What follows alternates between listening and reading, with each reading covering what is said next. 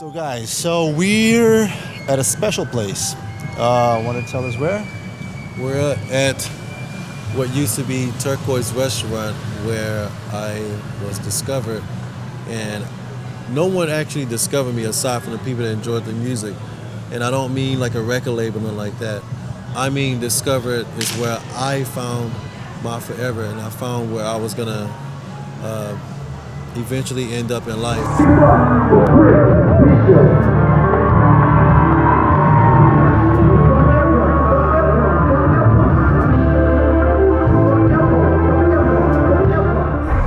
Take y'all through a small little journey of how I started, where I started, and being at a place like Turquoise where it all began. So here we are. All right. So let me show them. Let me show them. So you were telling me that this is where Turquoise used to be. That's Tolga Ganer. Beautiful voice, man, and great guitar. Sings Turkish, and then of course that's me. Here's Chris, and this wall over here that's that wall over there. Yeah, that's that wall. Yeah, so it's all technically brick. And you can tell because that wall is still like this right here. Yeah, that looks the same. Yeah, and it's the same as that. They just put a wood panel over that.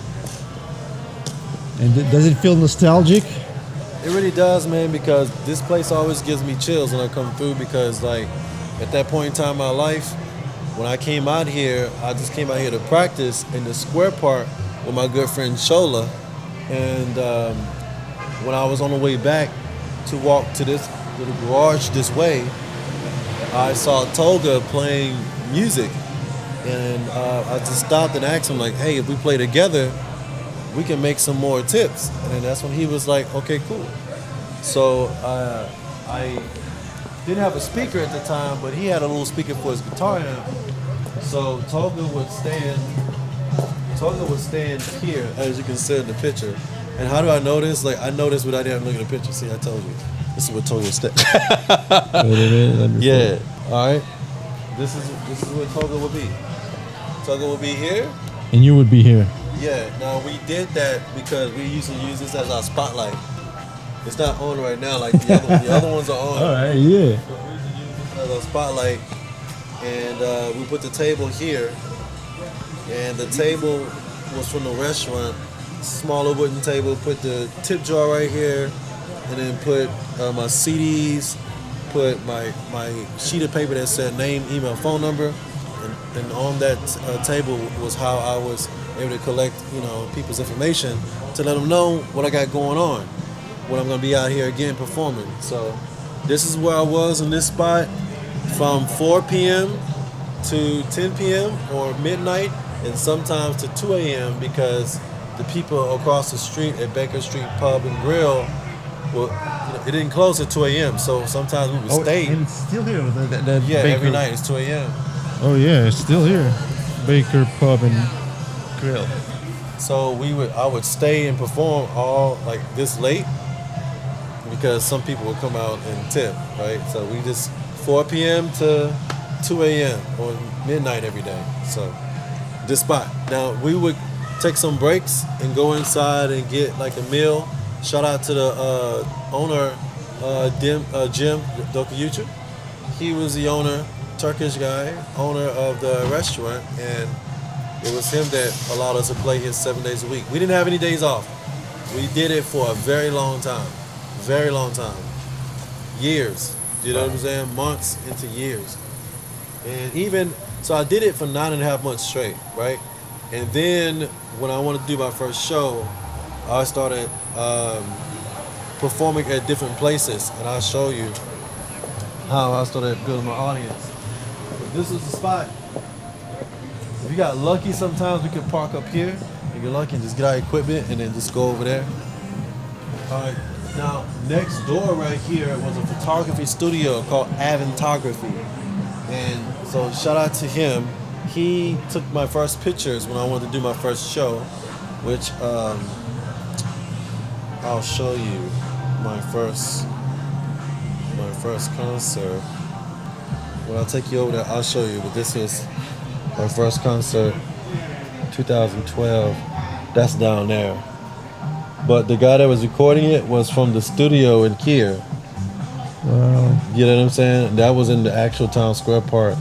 And everybody from the email list I had, that's Mike over there on keys. Andreas is on drums back there. Damn, way back. Way back in the day, man. See, that's Andreas. He had a mohawk at the time. Oh. Yep. Yep. Yep.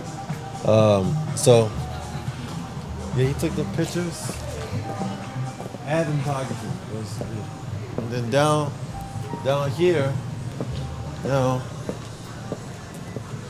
after I was done playing at Turquoise on Wednesday nights and sometimes Fridays, early Fridays at 5 o'clock p.m., where this is Bar Louie, this is a restaurant called Lasagna House.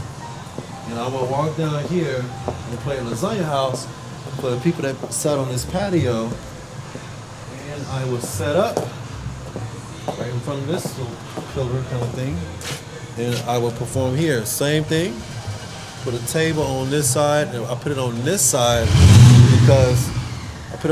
because over here where the square is, a lot of people would be kind of crowded in this area, so it was easier for me to put a table right here and then from the tip, instead of putting it over here where they couldn't see it. So I'll tell you right here. Information. Then I was on some Wednesdays and some early Fridays, because Friday nights I wanted to be at Turquoise because that's where people knew where I was gonna be at. So it seems like they're working on some things over there. Over here at the Marriott, I would play in the lobby over here in Marriott. So y'all remember when I said I used to rent meeting spaces in hotels? This was the first one. And Jeffrey Obimiji, the general manager, shout out to him wherever he's at now, he was the one that told me that I can rent meeting spaces anywhere, pretty much any Marriott, and host a small gathering. So I started here first, and then I took it on the road around America and just performing hotels, inviting like 30, 40 people, and selling my tickets on Groupon, selling them by myself, and just trying to make ends meet and just trying to, get my name out there. So this was where I started first. Now, after I was done with Marriott was Thursday nights, actually, that I would play from 6 to 9 p.m. Then I wanted to sell my CDs in a store. And so at the time, the manager of the Starbucks would let me put my CDs on the table. But was it Starbucks back then? It was Starbucks back then. Oh, all right, so cool. Do you remember Starbucks used to like sell CDs?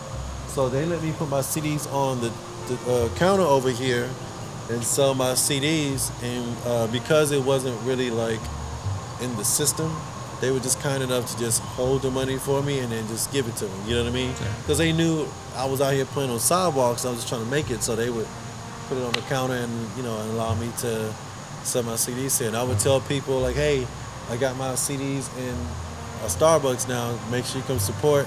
Send an email out, and people would come to the Starbucks and sell my CDs. I would put like three to five CDs up there because I didn't want to crowd the space. How much would you charge for each CD? $10. $10 was for the CDs, yeah. It looks like they're setting up for something, but you know that concert I showed you? Yeah? Oh, that was it. at this plaza right here. Yeah, this plaza right here. Now, another thing is this. There was also a Japanese restaurant I used to perform at, and it was here.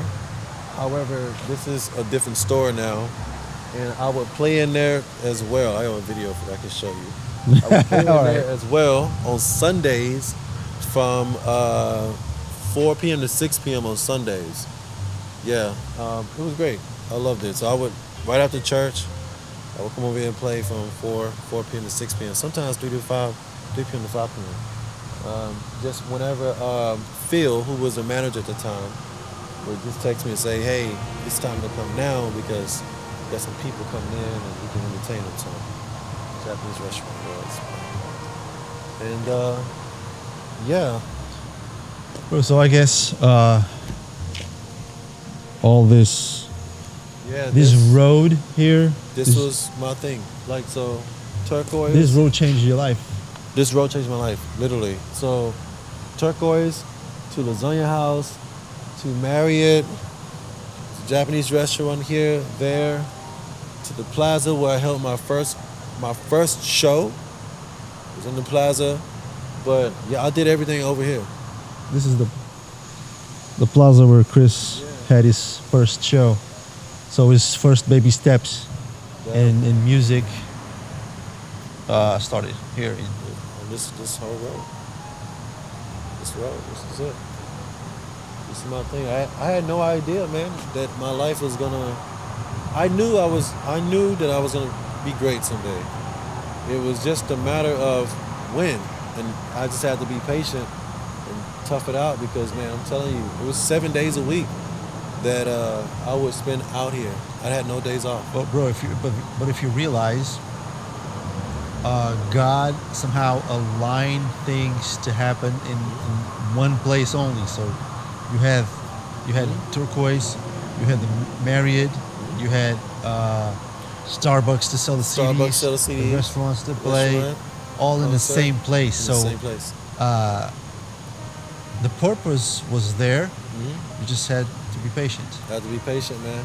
And you know, it's funny you say that because I ended up doing one more performance around the corner in this in this space, around the corner from there. I played at two more places actually. On the other side of Turquoise, there was a vinyl place I would play at, and then around the corner there was a Cajun restaurant called Rapport, which is still there, and I would play there too. And so at some point I branched off and still would come play here, but I branched off and started playing for a pizzeria. It's called New York Pizzeria. So I started playing there, and I was doing theirs twice a week at different locations. So one is about 45 minutes from here, and another one was like 30 minutes from here. But anywho, then I started doing private parties, but everything came from here. Like the private parties that was being booked at was from people that saw me play out here. So they would book me to play their private parties, which is cool because everything was just Sugarland based for the most part. But, yeah, man, like this was the real deal. This was the real deal, man.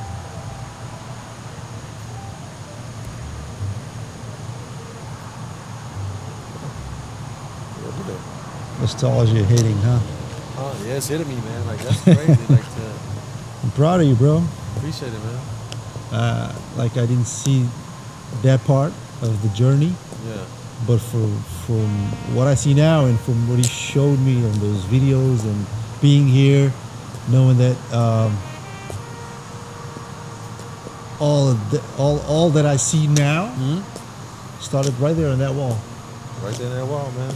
You know, my mother, she told me, she was like, just go out there and have some fun.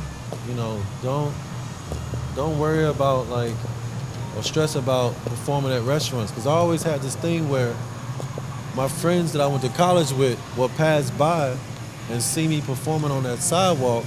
And they just started their families, they had good jobs. And they would ask, like, hey, what you doing out here?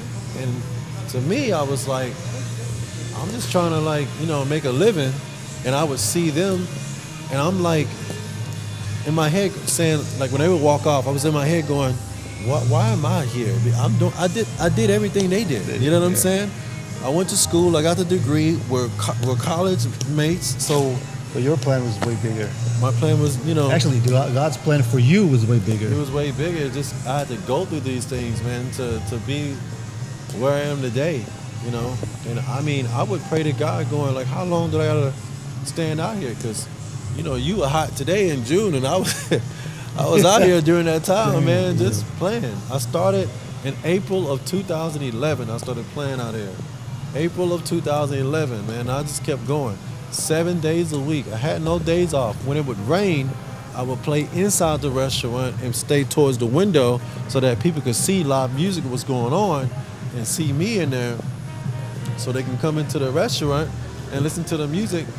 The more the restaurant got, then I could get some business too. You know what I'm saying? So, yeah, it was, and then let me tell you, so Jim it was he was just like, if I could say he was another father to me, man, he really is, man. And Because Jim is he was the the owner. owner of the place. Yeah, of because Turquoise at the time was the only mom and pop restaurant in Town Square. All of these, these companies, they were franchises or whatever, and they were big companies that could, they had the means to pay the rent and stuff like that. Turquoise is doing okay, but at the end of the day, it's a mom and pop, which called for a lot of hard work. You know what I mean? Do you know, like, so when people would come and tip, my goal was to make $50 a day. That's all I wanted to make, $50. I had never had $50 a day, right? Yeah. So from Sunday to Thursday, I want to make $50 a day. On Friday and Saturday, I want to make $100. So when I would play out here for 8 to 10 hours, sometimes I'll make only $30. So I would take the money, I would give it to Jim, and Jim was so kind to write a $50 check. So what he would do is basically pay $20, right? You know what I mean? So because I paid him $30, he gave me $50. So he basically paid $20. My point is that he was helping me reach my goal. So I would make the $50 a day. On weekends, I would make my $100. If I didn't make it through the tips, he would give me the difference. And if I made over my tips and I brought more people to the restaurant, he'll pay me a little extra on top of it. So if Because I you made, brought clients to the I restaurant brought too. clients to the restaurant, so he'll pay me more. So if I made $100, he'll be like, "Hey, here's another $100. We did pretty well today, man." That's the kind of man Jim is. You know what I'm saying? I'm telling you, he was an amazing guy, Shout out dude. to So, Jim. yeah, shout out to Jim, man. So he's an amazing guy, bro. So yeah, that's what I was doing. $450 per month. Sorry, per week is what I was making. So that was 4, 8, 12, 6, $1,700, right? Across the street from here is a apartment complex. So then I needed to move somewhere closer instead of driving, here or using my mom's car here. And I'll tell you why I have to use her car. The apartment was $775 a month. My mom was like, "Well, how are you gonna pay for that?" And I was like, "Man, I don't know. I guess God gonna work it out. I'm doing what He asked me to do, so I'm not gonna worry about it." Signed my lease, and then I needed a car. The reason why I needed a car was because I went to the movies one day, and when I came out of the movies, my car was stolen with all my equipment in there, all my saxophones, all my sound equipment. It was stolen. So it ended up being pawned somewhere, and I ended up borrowing money from my pastor so that I could go and buy an instrument from the pawn shop. I bought one, and which is the one that I got hanging on my wall, or both of them in my spot. I bought them, and because you just saw me playing them. That's the one, those ones. And I bought them and came out here and started playing on the sidewalk. So those were the ones, man. And I got the car. The car was $311.06 a month for the car note. And my mom was like, "Now you at about $1,000, a little over $1,000. How you gonna pay for that?" And I was like, "Well, I'm making $1,700 a month." She was like, "Yeah, but what about on rainy days? It's not always you may make that." And I was like, "Well, I'm gonna save as much as I can, but I need a car to get to my place, and I need a place to lay my head." My first apartment had only a chair. I had my bed from home, and I had my curtain for my bathroom. That was the only thing in my apartment. I didn't have a TV until my brother donated a TV for me to have, and then that was it. That was all I had. So when my friends would come hang out, one person at a time could have to sit in the chair, and that was everybody sitting on the floor. That was my entire 6 months at the apartment. And then I moved on and got another apartment, which I was able to buy a couch at that time from IKEA, and it was like $300 on sale or something like that. And that was it. My first time ever shopping for myself was the money I made from here, and my mom was like, "It's time to go buy some clothes. You don't want to wear the same clothes when you're out on the sidewalk." So I went to Walmart, which is not too far from here, bought some jeans, bought a t-shirt. I'm telling you, man, I was so goddamn proud of myself because I had never bought something like that before. Like, I don't come from money, bro. So like, I had never bought clothes for myself with my money. That was that's unheard of for me. So making $50 a day and being able to buy a pair of jeans and a T-shirt was insane, dude. Like, yeah. And I came back. I went to my mom's house, and do you know what? Oh, do you know when I first moved into my apartment, I would not even sleep in the apartment. I would still go home and sleep at home. And my mom would be like, "Well, why are you here?" I said, "I just wanted to know what it felt like to do what I love and pay bills." You know what I'm saying? Because I know a lot of people that would pay bills doing things they don't love doing. You know what I mean? And for me to come out here and just make $450 a week, I was like, shoot, and I can pay a rent for that. It took me 2 weeks to come up with rent, but I was happy because I was like, I'm doing what I love. It may take me 10 hours to make it, but I'm able to pay my rent and a car note. Doing what I love. Doing what I love doing, man. So I just stuck it out. So yeah, to go from there and like it transitioned to like, you know, it's crazy. But all right here. This here little on that spot, lamp over man, there. This little space right here, bro. This. I'm telling you, like, if I could like have my footprints like the walk like a walk of fame type of deal, you know what I'm saying? Here. And like placed in here, this the exact spot, bro. Where my little feet at? This is the exact spot. Yeah. Yes, sir. Wow. Awesome. Yeah, man. Thanks for capturing that moment, bro. Thank you for bringing me here. Of course, man. History. Yeah. This is a place. Oh, you know what? It's history in the making. Let me see if I can find this. This right here was on the steps. My first album was on the steps over here. I took that picture on the steps. What steps? In the plaza? Oh, the plaza? Yeah. This was taken on the steps, sitting on the steps. By these guys from the studio. Yeah. Avantography. Yeah. Shout out to my colleagues. Yeah. Avantography. This is our favorite song to sing. To play. So it's Turkish song. Turkish song? Every time we started it, everyone that is from Turkey, this is a very famous song. All right. They all know this song.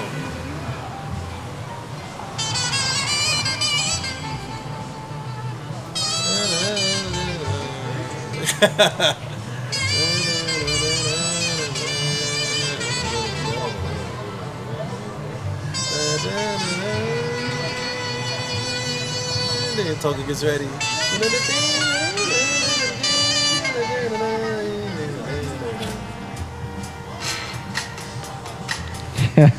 Good old days, huh?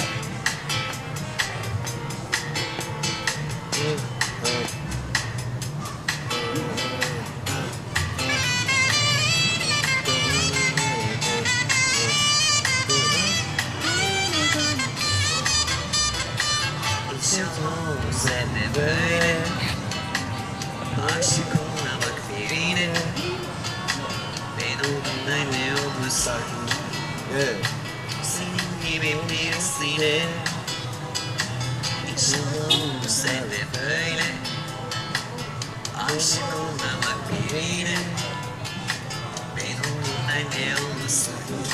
Oh, here we go.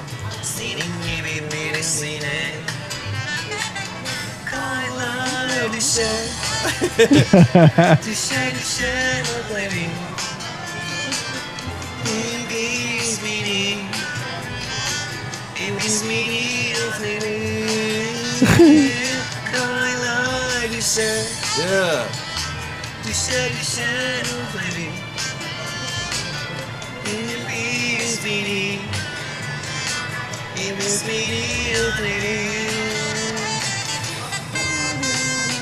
Yeah.